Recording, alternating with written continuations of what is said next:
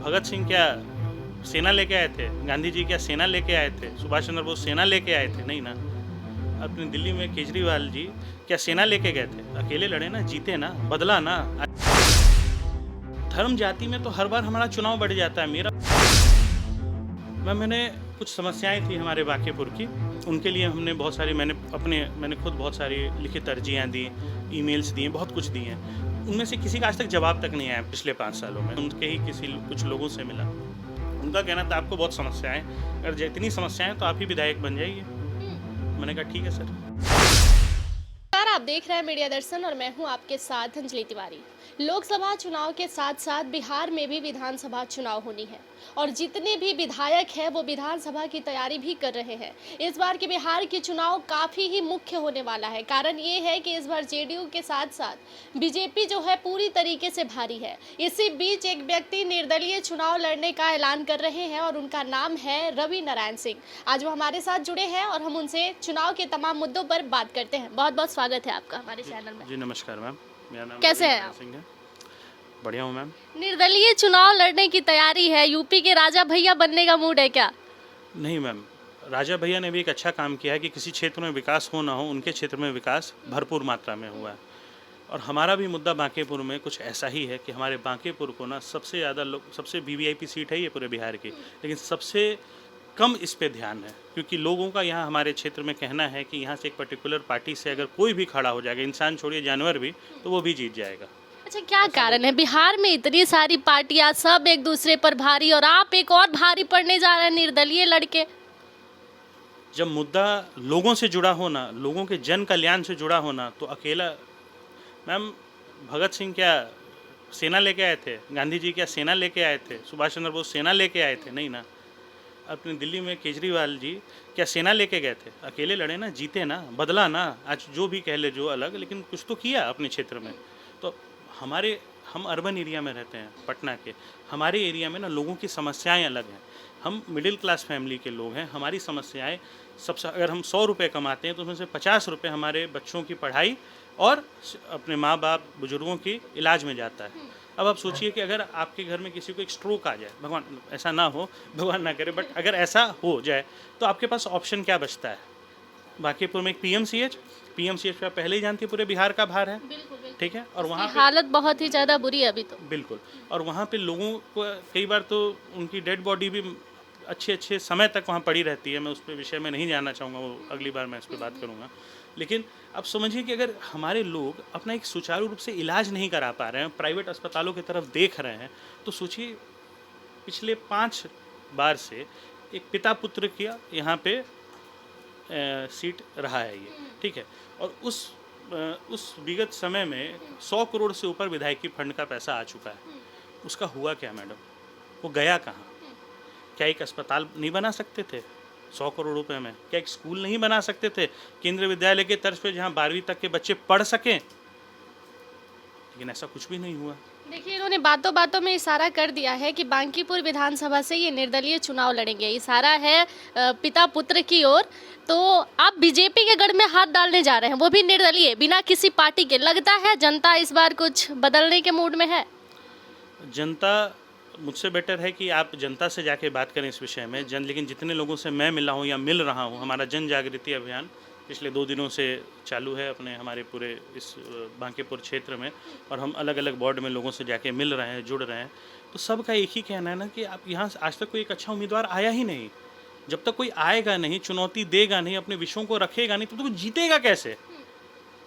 धर्म जाति में तो हर बार हमारा चुनाव बढ़ जाता है। मेरा बस एक ही निवेदन है अपने सारे भाइयों से और सारी बहनों से, सारी माताओं से बांकीपुर की, कि वो इस बार धर्म जाति से ऊपर उठ के इस चुनाव को देखें। क्योंकि मैम जब हमारे घर में कोई बीमार पड़ता है ना, जब बच्चों को स्कूल भेजने की बारी आती है ना, उसमें ना कोई जाति, ना कोई धर्म और ना कोई विशेष किसी समुदाय का लोग वहाँ आते हैं उनकी मदद करने। उस समय आपको अपनी मदद खुद करनी होती है।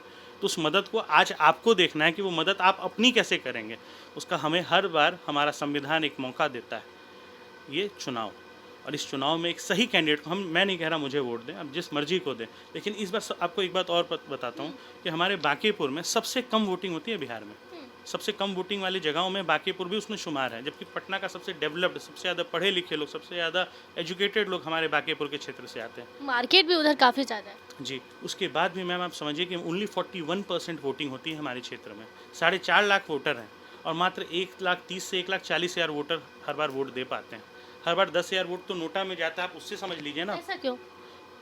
जब किसी पास ऑप्शन ही नहीं है मैम, तो वो जो आपका वोट है नोटा में ही जाएगा। मैं अपना वोट नोटा में दे रहा हूँ विगत 2 बार से, और देना पड़ रहा है क्योंकि कोई ऑप्शन ही नहीं है। क्यों, आप वहाँ के जो विधायक जी हैं उनसे संतुष्ट नहीं है क्या? मैम संतुष्ट होता तो खुद के पैसों से, खुद के बल से आके चुनाव क्यों लड़ता। मैं तो किसी पार्टी से हूँ, ना किसी ऐसे परिवार से हूँ जो किसी पार्टी में इन्वॉल्व है। क्या कारण है, क्या ऐसा आपको चुभ गया कि आपको लग रहा है कि अरे उनकी सोच जो है वहाँ तक नहीं पहुँच पा रही, अब मुझे ही उतर के काम करना पड़ेगा? मैम मैंने कुछ समस्याएं थी हमारे बांकीपुर की, उनके लिए हमने बहुत सारी, मैंने खुद बहुत सारी लिखित अर्जियां दी, ईमेल्स दिए, बहुत कुछ दिए हैं। उनमें से किसी का आज तक जवाब तक नहीं आया पिछले 5 सालों में। तो मैं उस क्रम में एक अधिकारी से मिला, उनके ही कुछ लोगों से मिला। उनका कहना था आपको बहुत समस्याएं, अगर इतनी समस्याएं तो आप ही विधायक बन जाइए। मैंने कहा ठीक है सर। ये कमेंट दिल को छुप गया क्या? मैम कमेंट दिल को नहीं छुआ, बदलाव दिल को छुआ कि अगर हर बार मैं भी किसी पे फेंकूंगा सक्षम होते हुए भी, तो बदलाव कौन लाएगा? बदलाव मुझे और आप ही को तो लाना है, बस ला रहा हूँ, यही मुद्दा तो क्या कुछ इस बार नया सोच के आ रहे हैं, क्योंकि बीजेपी भी बहुत दिनों से वहाँ पर सांप की तरह नाक बन के बैठी हुई है, तो उसे हटाना मुश्किल होगा, क्योंकि आपको पता है यहाँ जो है जात और पार्टी पर ही पूरा बिहार जो है टिका हुआ है। बिहार ही क्या, पूरे भारत की बात कर ले तो वो टिका हुआ है। कास्ट यहाँ बहुत ज़्यादा मायने रखता है चुनाव में। आप अगर ब्राह्मण है तो एक नेता आ गया तो हम इसको ही देंगे, कुर्मी है तो उन्हीं को देंगे, लाला है तो उन्हीं को देंगे। तो आप निर्दलीय आके लग रहा है वहाँ झंडा गाड़ पाएंगे अपना? क्या अमेठी से राहुल गांधी नहीं हारे? क्या इंदिरा गांधी नहीं हारी थी चुनाव? उन विषयों में मैं नहीं जाना चाहता। लोग हारे हैं। आज मोदी जी जिस गुजरात में बैठे हो, पहले कांग्रेस का गढ़ था। तो ऐसा नहीं है कि किसी के चाहने से कोई किसी को हरा नहीं सकता या किसी की बपौती है। ठीक, मैं खुद एक राज परिवार से आता हूँ, पंडुई कोठी से। हम भी जहानाबाद, तो इसका मतलब क्या जहानाबाद मैं ले लूँ जाके? हम कॉन्स्टिट्यूशन के अंदर आते हैं, डेमोक्रेसी है, और डेमोक्रेसी में ना मैम सबका बराबर सामान्य अधिकार है, और वो अधिकार अगर मेरे लोगों तक या मुझ तक नहीं पहुंचा तो मैं छीन के लूँगा, चाहे उसके लिए जान भी क्यों ना देना पड़ा। जान भी चला जाए कोई बात नहीं लेकिन चाहिए ही चाहिए। मैम क्षेत्र के लिए जब आपको कुछ करना है तो उसके लिए आपको फिर जब आपने जनता के लिए सोच लिया तो जान प्राण का क्या सोचना। क्या कहेंगे जनता के लिए? बस यही कहूँगा, इस बार धर्म जाति से ऊपर उठ के इस बार वोट दें, और ज़्यादा से ज़्यादा संख्या में इस बार आके वोट दें, क्योंकि हमारे बांकीपुर में सिर्फ 41% वोटिंग होती है हर बार। बस इतना ही आग्रह। मुद्दा क्या है, एक बार मुद्दा बता दीजिए आप। हमारा मुद्दा विकास है, और विकास में हमारा सबसे मेरी और हमारे लोगों की, हमारी टीम की सोच है वो यही है, और हमारे जो परिवारजन है उनकी सोच है कि हमारे यहाँ एक अच्छा अस्पताल और एक अच्छा शिक्षित संस्थान होना चाहिए, शिक्षा का केंद्र, जहाँ पे 12वीं तक कि लोगों को, बच्चों को पढ़ाई हो सके, केंद्रीय विद्यालय का तर्ज का हो, और वहाँ से वहाँ पे ट्यूशन वगैरह की व्यवस्था हो कि हमारे बिहार के ज़्यादातर छात्र IAS IPS और इन सब क्लैट वगैरह की तैयारी करते हैं, तो उनकी तैयारी हम वहीं से करें, जड़ ही मजबूत कर दें, तो पेड़ तो अपने आप हरा भरा ही होगा। बहुत बहुत धन्यवाद। नमस्कार। देखिए, तो आप रवि नारायण सिंह जी को सुन रहे थे, और ये जो है तैयारी कर रहे हैं चुनाव की, विधानसभा चुनाव की, और इस बार ये उम्मीद कर रहे हैं कि अपना झंडा गाड़ेंगे, क्योंकि बीजेपी की वहाँ गढ़ रह चुकी है पहले से, और ये कह रहे हैं कि वहाँ पर विकास की बहुत ही ज़्यादा ज़रूरत है, शिक्षा की भी और स्वास्थ्य की भी। जबकि आप देख रहे हैं कि वहाँ पर आने वाले दिनों में क्या कुछ बदलेगा और अभी क्या स्थिति है, हम तो खैर भ्रमण करेंगे तो बताएंगे ही। धन्यवाद। ऐसी तमाम बड़ी खबरों के लिए जुड़े रहिएगा हमारे साथ।